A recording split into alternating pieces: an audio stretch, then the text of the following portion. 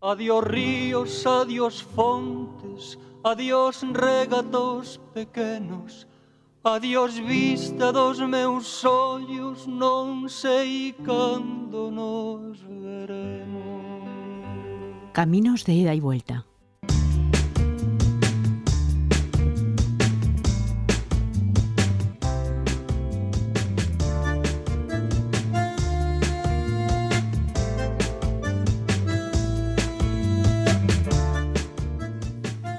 Empezamos este Caminos de ida y vuelta, un Caminos de ida y vuelta especial. Hablamos en general de muchas cosas que van y vienen. Hemos hablado de distintas migraciones de españoles hacia otros países y también las de otros países hacia nuestro país. También hablamos de distintos exilios. Estamos viviendo en un mundo complicado, tenemos el África subsahariana, tenemos muchos puntos muy calientes y también tenemos cosas buenas que se han importado y exportado de otros países. En este caso vamos a hablar de algo que nos ha llegado a España y que causa preocupación, que es noticia también en los medios de comunicación. Y aunque no sea demasiado conocido quizá por el público en general, sí lo es en determinados lugares, en determinados barrios, no es igual en todas partes. Pues bien, para hablar de este tema interesante vamos a hablar de las bandas latinas, de esto que se ha importado a España, pero que ya puede llegar a ser algo español, porque muchos de sus integrantes quizá lo sean, si no ahora, en el transcurso del tiempo. Nos acompaña Alicia Rodríguez, profesora titular de Derecho Penal en la UNED. Bienvenida. Gracias. Y tenemos un invitado especial, Rafael Pardo. Rafael Pardo es inspector jefe del Cuerpo Nacional de Policía. Bienvenido. Muchas gracias. Hablamos de bandas latinas y yo creo que lo primero es definir. Definamos, señor Pardo, qué es y qué son las bandas latinas, porque también supongo que tendrán, iremos hablando a lo largo de los minutos, de diferencias y similitudes. Vendrán de, no todas, el mismo país y quizá con distintas tendencias, pero de una manera general, ¿cómo las podemos definir? Bien, las bandas latinas, con carácter general, pues son todos aquellos grupos que desde la perspectiva del país de origen se asocian de alguna manera con el objetivo de cometer determinados tipos de delitos y organizarse para su propia autodefensa y enfrentarse de esta manera frente a todo aquello que ellos mismos consideran que se le opone a su propia identidad de persona de origen latino. Es decir, todo aquello que no es latino va en contra suya y lo que es latino es lo bueno, lo correcto, lo importante.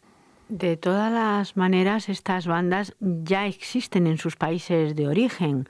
Es decir, de alguna manera copian las formas de actuar y lo que es la idiosincrasia de estas bandas que existen en sus países de origen. Yo supongo que bandas, por ejemplo, dominicanas, estas mismas bandas o muy parecidas existen en sus propios países. Así es. Estas bandas tienen su origen en el cono sur de América, fundamentalmente, y en Estados Unidos, Chicago, Nueva York, Los Ángeles, etc. Empiezan a configurarse pues, a mediados del siglo pasado, años 50, 60, y se desarrollan poco a poco hasta acabar en la calle, dado que su origen, fundamentalmente, es un origen carcelario. Se originan en las cárceles para enfrentarse a los sistemas establecidos y de defensa a sus propios intereses, como decía antes, frente a lo no latino. Y fundamentalmente en estos puntos, en estos orígenes, para conseguir el dominio de un territorio, de un barrio, de no de una ciudad, que eso es excesivo, pretenden dominar determinados barrios desde el punto de vista de que toda la actividad delictiva de ese barrio pasa por su control y tienen todos los beneficios de ese control, de esa actividad delictiva. Yo recuerdo, siendo muy joven, una película que causó mucho impacto en España. Bueno, a las personas mayores, a mis padres les dejaba totalmente asombrado, que era West Side Story, que nos contaba la historia de una banda latina en contra de otra banda de origen anglosajón, pero que también era otra banda. De alguna manera hay un componente de violencia importante, pero también hay un componente social de sentirse grupo. Efectivamente, eso es otro de los elementos que caracterizan a este tipo de bandas, ¿no?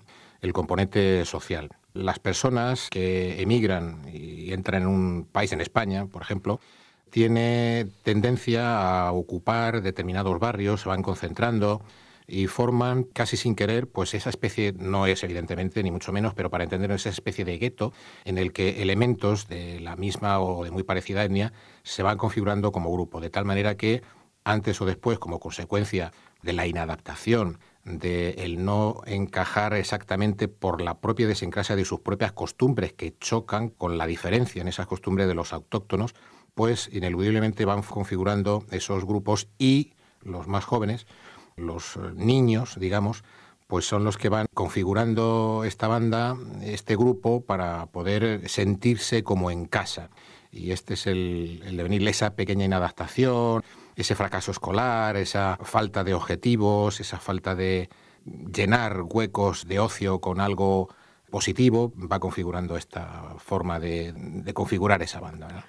Ya estamos introduciendo distintos elementos, porque a España, por ejemplo, suelen venir primero, en general, mujeres que vienen bien a servir en distintos hogares, que luego van trayendo a la familia. Cuando estos chicos vienen o empiezan a venir, porque ahora ya hay muchos y muchos que son ya segunda generación, que han nacido aquí, lo que encuentran es un país totalmente diferente, costumbres diferentes y que la sociedad no les admite exactamente. Y esto prende sobre todo en gente muy joven, porque vemos, y cada vez más, que la mayoría son menores. Cierto. No es exactamente que la gente, los españoles, para ceñirnos a España, no acepte a estas personas. No es exactamente así. Es que la diferencia en cuanto a sus costumbres es muy diferente. Hay costumbres que chocan de plano con las nuestras, ¿no?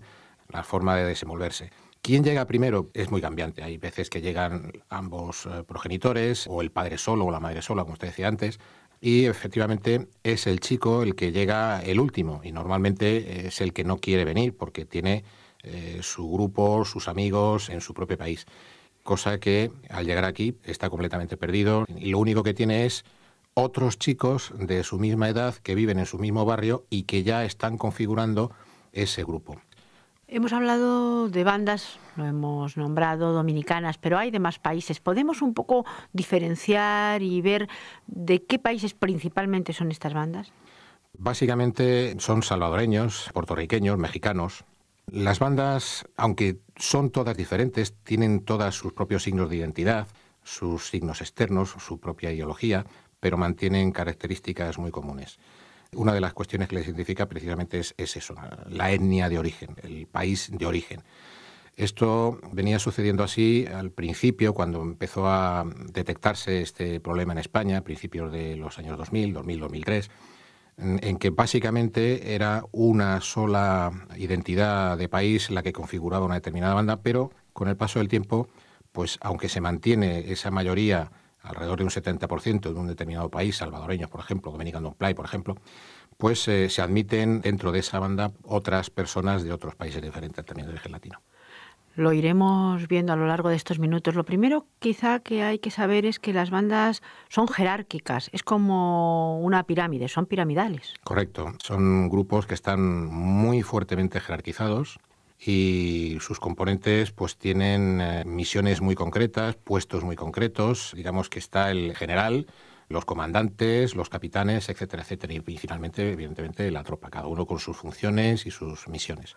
Y el que manda, manda, evidentemente. Se me ocurre entonces que precisamente si alguien manda hay muchos que obedecen y obedecer es importante. Es muy importante, es fundamental. La no obediencia puede suponer severos castigos.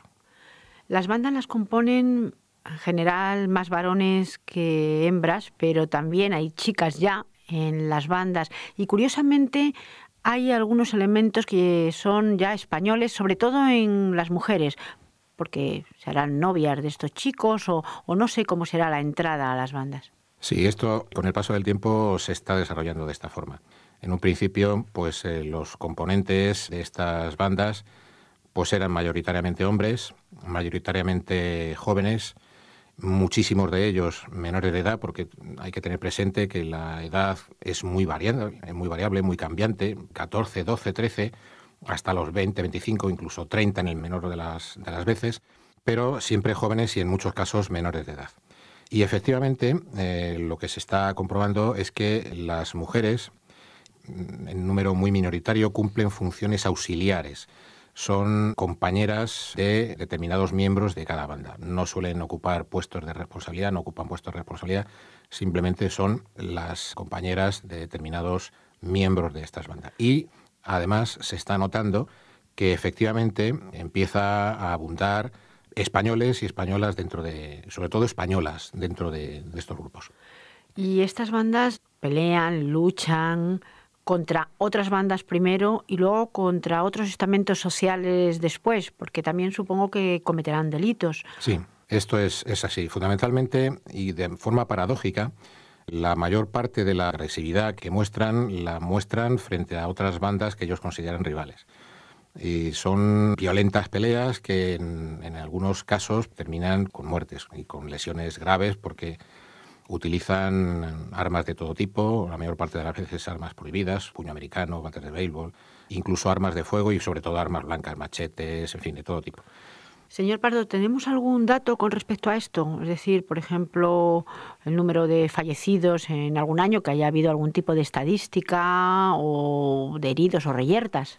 Estadísticas concretas, números concretos, no le puedo decir ahora porque no las tengo, pero lo que sí que le puedo decir con carácter general es que es prácticamente insignificante. Es decir, dentro del cómputo global de la casuística de delitos graves ocurridos en Madrid, por ejemplo, pues no suponen más allá de un 1% o menos del total de delitos, homicidios.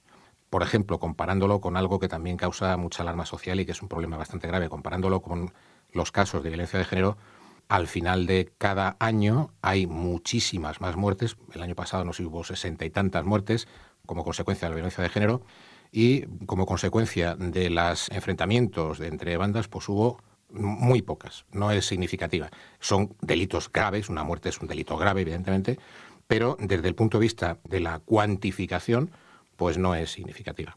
Lo que ocurre es que cada vez causan más alarma social. Al principio lo que parecía casi una anécdota, porque empezó así prácticamente, como decía muy bien, en el año 2000, pues a que el público en general tuviera información sobre las bandas latinas, ahora sí causan alarma social, sobre todo en determinados barrios. Quizá no tanto por estos delitos de gran gravedad, sino porque causan una cierta inquietud entre la gente que vive alrededor, por su aspecto, por su forma de relacionarse, porque son grupos que están a lo mejor en un parque y no te atreves a cruzar ese parque, por la forma de entrada a las bandas latinas. En fin, es como si fuera una especie de pequeña mafia. Habría que matizarlo de una manera significativa. Es más bien al contrario, es decir, la alarma social que hay hoy día sobre esta cuestión verdaderamente persiste. Es una situación recientemente estamos viendo en los medios, por ejemplo en Barcelona, también hace poco hubo otros enfrentamientos entre las bandas, pero la alarma social no es tan grave como en un principio, cuando empezó a darse este fenómeno en España, podía verse, ¿no? Y la causa no fue otra que la inexistencia del problema en España, y los medios, al no tener referencias, acudían a los datos que se producían en origen y los trasladaban al entorno nacional, cosa que realmente aquellos problemas, aquellas muertes, aquellas broncas impresionantes que ocurrían en Estados Unidos o en Sudamérica, pues no se estaban produciendo aquí. Se empezaban a producir algunos hechos y verdaderamente eso sí causó alarma social, que se zanjó rápidamente con la inmediata puesta en marcha de determinados protocolos que analizaron el problema y tomaron las medidas preventivas necesarias para que el problema en sí mismo pudiera estar controladas estas personas, todos conocidos, y realmente pues el problema no haya podido desarrollarse de ninguna manera. Porque realmente tampoco sucede en España lo que sucede en origen. Es decir, aquí podemos entenderlo como una adscripción a un territorio, no como un dominio a un territorio. No dominan un territorio, no controlan la actividad delictiva de un territorio, de un barrio, porque en ese mismo barrio conviven con otros delincuentes que actúan libremente, se roban tiendas, se hacen robos en domicilios, se roban coches en determinados barrios, que es el mismo barrio en el que estos miembros de estas bandas conviven. Y dentro de la policía supongo también que una vez conocido y detectados estas bandas en España, pues también se tomarían, como nos ha dicho muy bien, los protocolos necesarios y también el conocimiento, porque para que algo se pueda detectar y combatir hay que conocerlo y conocerlo más a fondo. A lo largo de estos años supongo que se conocerán muchísimo mejor. Por supuesto. El problema, cuando se detecta, lo primero que se plantea el Ministerio del Interior a través de las fuerzas y cuerpos de seguridad del Estado es precisamente profundizar en el conocimiento de este problema. Se empieza a estudiar el problema de una manera muy objetiva, muy rápida, y se ponen los medios preventivos, que es de donde se ha puesto el énfasis sobre esta cuestión, y los resultados están ahí. Es decir, no se han desarrollado más allá del mero hecho de estar y de la comisión de algunos delitos y el enfrentamiento entre unos grupos y otros, con los resultados en algunas ocasiones graves. No se ha ido más allá, puesto que se tiene un control bastante importante sobre todos y cada uno de los miembros de las diferentes bandas detectadas en las distintas provincias en que actúan en España, fundamentalmente en Madrid y Barcelona, y esto conlleva el rápido esclarecimiento de cualquier delito que tenga relación con estas bandas. Cometido el delito, profesora Alicia Rodríguez, desde el punto de vista del derecho penal, aquí también tenemos una amalgama de situaciones, porque por un lado, dentro de estos chicos hay muchos menores, como nos ha dicho el señor Pardo, que tienen pues una consideración determinada, los que son mayores de edad, algunos ya españoles, otros que no lo son todavía. ¿Qué ocurre ante estas diferentes situaciones? Lo primero, para la aplicación de la ley que castiga estos delitos, no hay diferencias entre españoles y no españoles. Estamos en territorio nacional español y, por lo tanto, lo que se aplica son las leyes penales españoles. Donde sí que hay diferencias es en las edades del delincuente. Nosotros tenemos una ley de responsabilidad penal del menor que se aplica a partir de los 14 años hasta que cumplen los 18. A partir del momento en que estos delincuentes, estos miembros de bandas que delinquen, han cumplido los 18 años, lo que se les aplica es el Código Penal puro y duro. Tenemos un pequeño problema con los que aún no han cumplido 14 años, porque a estos no se les puede sancionar penalmente, pero algo habrá que hacer con ellos. Entonces, si se considera que son menores que están en riesgo social, lo que se les va a aplicar es las medidas civiles o las medidas administrativas de protección, nunca de sanción. Es decir, la sanción se produce a partir de los 14 años y además se modula porque se hacen 2 tramos. Para los de 14 y 15 las sanciones no son tan fuertes como para los de 16 y 17, donde ahí ya están muy próximos a la mayoría de edad y por lo tanto las sanciones son más graves. Yo creo que desde que hemos empezado esta conversación, este coloquio, hay algo que queda bastante claro. Estas personas, lo que les ocurre también es que están separados de alguna manera del resto de la sociedad, o por lo menos se relacionan poco, porque han venido más tarde, porque les cuesta por sus costumbres. Aquí también se me ocurre que la educación, la escolarización, el contacto con los demás de las distintas culturas, ahora mismo en nuestro país, dentro de lo que es España, lo mismo hay culturas que pueden provenir de China o de Rumanía o de Argelia o de Marruecos, en fin, de muchísimos países muy diferentes en religiones, en culturas, pero la única manera de acercar todo esto es a través de la educación. ¿De qué manera se controla eso? Bien, lo que usted está proponiendo es trabajar en prevención, que siempre es mucho más rentable que la sanción. La sanción penal nunca es una buena inversión. Cuando son menores, evidentemente, tienen que estar escolarizados, porque así es nuestra legislación. Otra cosa es que no cumplan con la ley y no asistan a clase y entonces pues se reúnan en la calle, con lo cual pues, lo que habría que tener, y de hecho lo hay, no sé si de forma tan exhaustiva como debería ser, pero sí que hay vigilancia en la calle. De hecho hay policías jóvenes que hacen batidas en ciertos barrios a ver si hay niños en la calle, niños que deberían estar en la escuela, y sobre todo hay una labor enorme para los trabajadores sociales que tienen que trabajar no solamente con este niño, sino con las familias, es decir, mentalizarlas de que estos niños tienen que estar escolarizados, porque la escuela pues es un ámbito de socialización importante. Estamos hablando de socializar, de educar, pero ¿hay algún plan concreto que se esté llevando a cabo?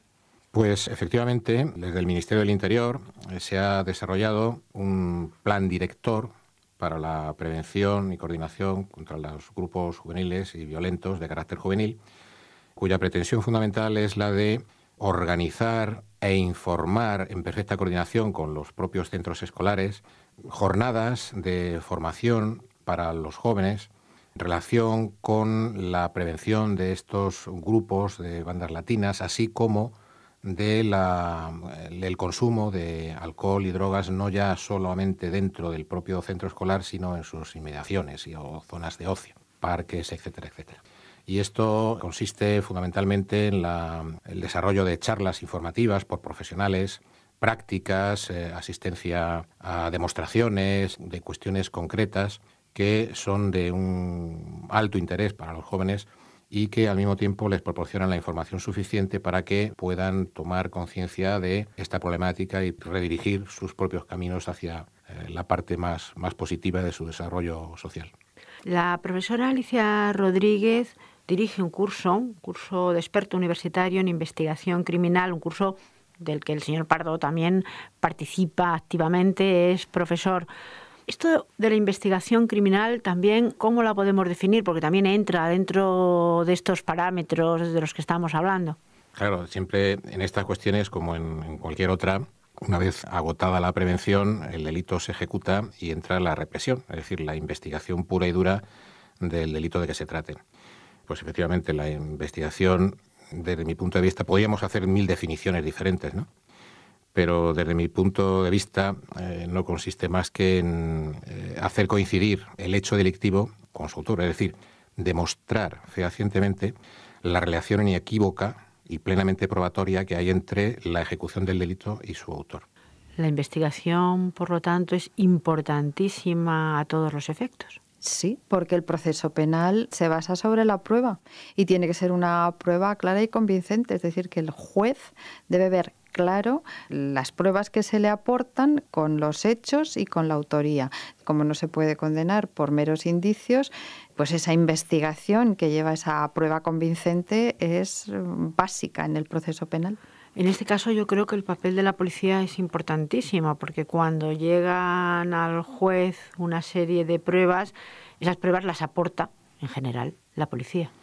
Fuerzas y cuerpos de seguridad, para ser más preciso, pues son los que están encargados de enervar la presunción de inocencia, que es uno de los pilares básicos en los que se asienta la justicia en nuestro país y en todos los países occidentales, digamos. Y, lógicamente, en eso consiste la investigación policial. Es decir, hay que demostrar al malo que es malo. Claro, hay que demostrárselo, si no, no es posible. Por eso, las investigaciones sobre hechos delictivos graves pueden ser largas, complicadas, pero se basan fundamentalmente en la ruptura de la presunción de inocencia. Hay que ir al tribunal con hechos probados y con las pruebas fehacientes encima de la mesa. Claro, y hay otra parte de la investigación, y es que se debe de investigar objetivamente. Es decir, que lo mismo que se demuestra la culpabilidad, también esa investigación puede demostrar la inocencia de una persona para que no sea inculpada, para que no sea imputada, para que no sea castigada. Es desde luego un curso interesantísimo. A mí me gustaría, y para acabar, porque se nos han ido los minutos volando, y volviendo al tema con el que hemos empezado, el tema de estas bandas latinas, se está haciendo mucho. Está muy controlado, ya nos lo ha dicho el señor Pardo, aunque veamos a veces en los medios de comunicación que se arresta gente y eso es bueno. Si hay, como bien nos decía, alguien que está actuando mal, el que se le arreste es una buenísima noticia. ¿Ese es el camino? ¿Estamos en el buen camino? Sí, estamos en el buen camino. Desde que se empezaron a trabajar sobre estas cuestiones en base a las instrucciones que la Secretaría de Estado emite en su momento y a los distintos planes operativos que los cuerpos y fuerzas de seguridad del Estado fueron elaborando, insisto, como dije al principio, desde la perspectiva de la prevención sobre todo, pues los resultados están ahí, ¿no? No hay ninguna duda de que se está en el buen camino y que en esa línea hay que perseverar. Muchísimas gracias a los dos. Gracias. Gracias. Caminos de ida y vuelta, un programa de la UNED con la colaboración del Centro de Migraciones y Exilios, el CEME, para Radio Exterior de España.